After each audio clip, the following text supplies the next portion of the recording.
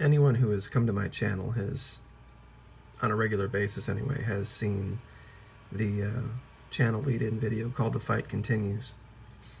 And it is a list of codes that I do my very best to live by.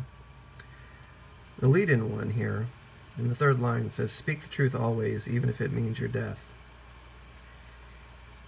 When I started the channel, it dealt with many months ago the issues with the Electoral College, and the very first video said that that issue could go either way, no matter who won. Yet some people took it to mean that I was in one camp when I was really in neither. When people began to threaten my daughters and my family, I decided to take up arms, so to speak, here on the internet, and move forward. I have attempted to, the very best I can, stick with the issues in Central and South America, human intelligence, because that is what I know. That is what I did. It's what I was trained to do. The issues with the McCain and the Fitzgerald were unintentional. I did not even mean for those to become what they were. It was an issue that cropped up where I watched a man in a press conference pretty much lie right through his teeth. And that was my job, to detect when people were doing that.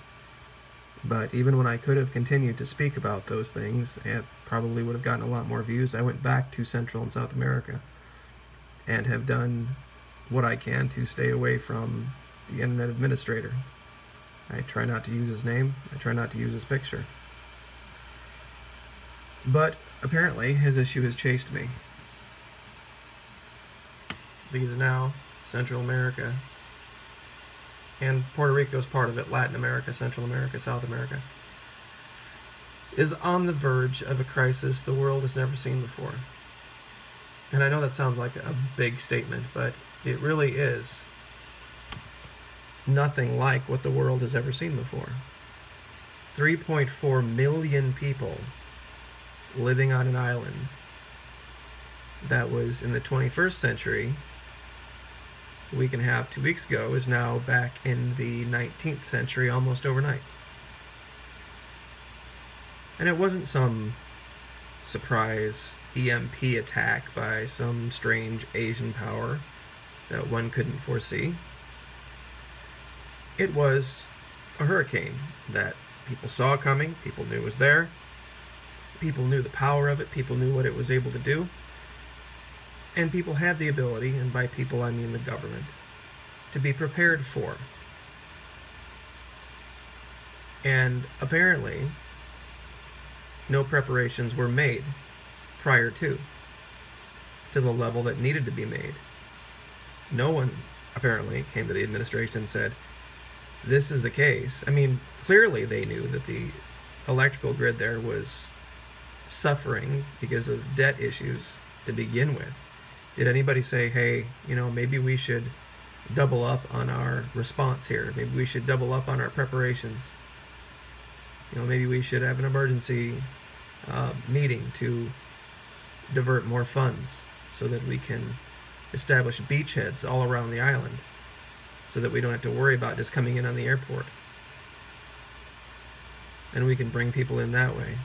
I think the number now is 10,000 men, women, are on the island attempting to stand back up a system that supported 3.4 million people.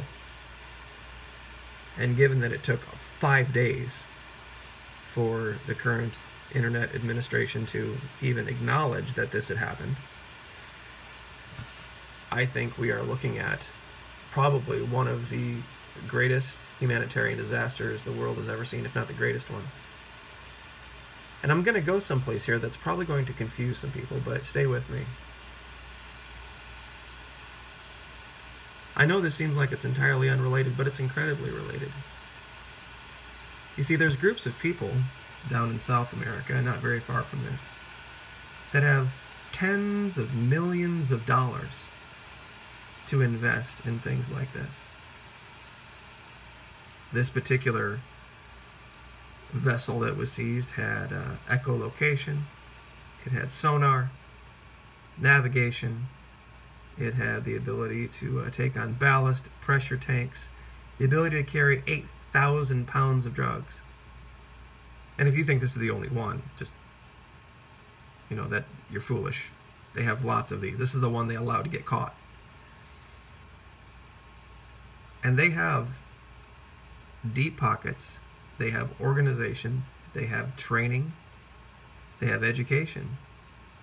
And they're sitting down across from the border, across from Panama, waiting for the opportunity, the next one the administration gives, when they don't pay attention to something, when they decide to ignore something because they don't like the race of certain people, or they want to be proven to be right on something.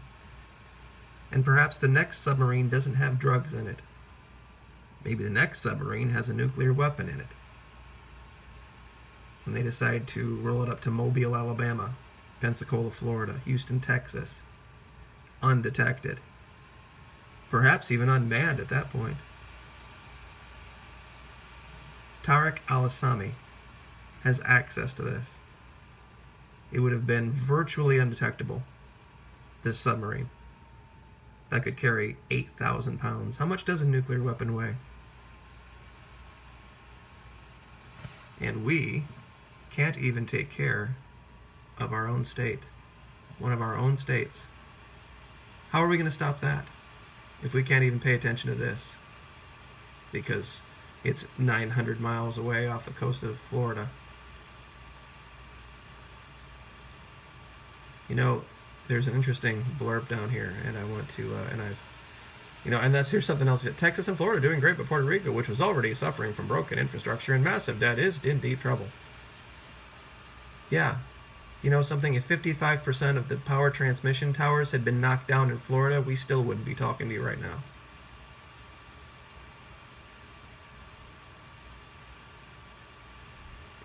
Landing relief supplies on an hourly basis is fantastic, but when you don't have the ability to get it to the people, it means nothing. And of course, he has to congratulate himself. The governor has been doing so incredible in his statements about the job we're doing. We're doing a great job. Who says that? Everybody has said it's amazing the job we've done. We're very proud of it. Are you crazy? The man, I think, is slowly senile. I have a couple of in-laws that are getting there myself, and had to have the talk with my daughters about saying goodbye to them before they actually pass on. I hope we don't reach that with our current administrator, but I think we might be already there. It's an interesting thing that he has refused to waive federal restrictions on foreign ships carrying life-saving supplies to Puerto Rico, a concession it readily made for Texas and Florida. I wonder why that is. I wonder what the difference between Puerto Rico and Texas and Florida is. Maybe the current administrator needs to take a knee and figure it out. But like I said, there's going to be a time when it's going to come to a head. You wonder why these people think like this? You wonder why these people gravitate to men like Chavez, men like Maduro? It's because of instances like this. This is not what makes America great. See, down there they have their own little race issue. There's the higher ranking, the Spanish descendants, then there's the mestizos, the mixed, the partially African folks that are largely used as slave labor still. And they're the ones that follow guys like Maduro and Chavez. I'm not saying I agree with all their tactics and the way that they operate. They kidnap people, they deal drugs too, but I really, when I look at my girls and I try to talk to them about why we are where we are, and whether it's fear or whether it's ignorance or whether it's narcissism, it's really hard to discern between all of that with them. And what kind of world we're going to leave them. The decisions that are made and the way those decisions are made seem to get farther and farther away from what their mother and I had taught them. So I'm going to continue as much as I can to be without fear. Whether it costs me subs or not, okay. like I said, I got a job, I got a part-time job, I've got kids at home in college. This has been a great distraction. This has been a wonderful way to continue to serve, but don't think for 1 minute that because I think someone's going to come here and say stop talking about the administrator that way, that I'm going to stop talking about the administrator that way. He stops behaving that way and I might think about it. So anyway, this is a great code to live by. It's not always going to be easy, but at least you'll always be able to sleep at night. So like, share, subscribe. Thank you so much. We'll see you next time. Thank you.